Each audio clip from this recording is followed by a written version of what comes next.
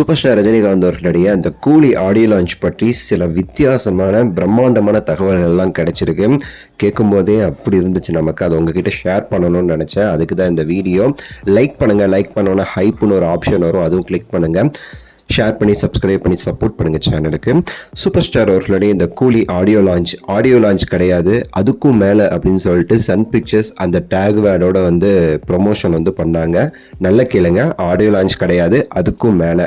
இந்த audio launch வந்து August 2ஆம் தேதி நம்ம நேரு ஸ்டேடியம் இண்டோர் ஸ்டேடியத்தில் வந்து நடக்குதுங்கிறது நமக்கு தெரியும். ஆனால் இதே 2ஆம் தேதி வந்து நம்ம லோகேஷ் அவர்கள் சொன்ன மாதிரி ட்ரெய்லருமே ரிலீஸ் ஆகுது அப்படின்னு சொல்லி அவர் சொல்லியிருந்தார். இப்போ வரைக்கும் சன் பிக்சர்ஸ் ட்ரெய்லர் ரிலீஸ் இன்னைக்கு அப்படின்னு சொல்லிட்டு அவங்க கன்ஃபார்ம் பண்ணலை. ஆனால் இப்போ வரைக்கும் நம்ம வந்து லோகேஷ் சொன்னதை வச்சு பார்க்கும்போது செகண்ட் அன்னைக்கு தான் ட்ரெய்லரும் ரிலீஸு. இதை தான் வந்து சன் பிக்சர்ஸ் ஆடியோ லான்ச் இல்லை, அதுக்கும் மேலேன்னு சொல்லிட்டு ஒரு டேக்கோடு அவங்க வந்து சொன்ன மாதிரி நம்ம வந்து எடுத்துக்கலாம் கிட்டத்தட்ட.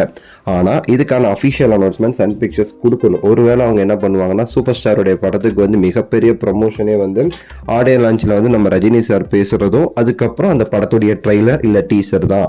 ஸோ இதை நம்ம வந்து தனித்தனியாக ரிலீஸ் பண்ணாதான் வந்து பெரிய அளவுக்கு வந்து ப்ரொமோஷன் கிடைக்கும்.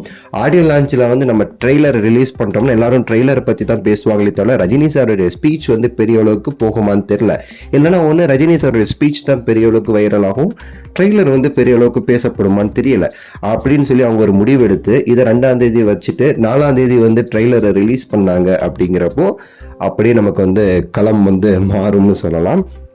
அப்போ வந்து இது எப்படி வந்து அவங்க வந்து அதுக்கும் மேலே அப்படின்னு சொல்லியிருக்காங்களே நீங்கள் யோசிச்சிங்கன்னா, நமக்கு கிடைச்ச தகவல் படி இந்த ஒரு ஆடியோ லான்ச் அப்படிங்கிறதுல கலந்துக்கிறாங்க பார்த்தீங்களா, அதுக்கு தான் அவங்க சொன்னாங்க. எப்போவுமே ஆடியோ லான்ச்சில் நம்ம படத்தில் உள்ளவங்க கலந்துப்பாங்க, பட் படத்தில் நடித்த பெரிய பெரிய ஆட்களே சில பேர் வரமாட்டாங்க. ஆனால் இதில் பார்த்தீங்கன்னா அதுக்கும் மேலே அப்படிங்கிறது காரணம் super star, Nagarjuna sir, Upendra sir, நம்ம அமீர் கான், அந்த அமீர் கான் அதெல்லாம் வச்சு தான் அவங்க அதுக்கும் மேலே அப்படின்னு சொல்லிட்டு அந்த வார்த்தையை யூஸ் பண்ணியிருக்காங்களாமா. எல்லாரும் இந்த ஒரு ஆடியோ லான்ச்சில் வந்து கலந்துக்க வராங்க, அங்கே அவங்க மிரட்ட போகிறாங்க. அதுதான் இன்னும் சில விஷயங்கள் இருக்குது, அதை இப்போ சொன்னால் ஃபுல்லாகவே ஸ்பாயில் ஆகிடும். ஆடியோ லான்ச் நடக்கும்போது நீங்கள் அதெல்லாம் பார்ப்பீங்க, அந்த பிரம்மாண்டத்தை.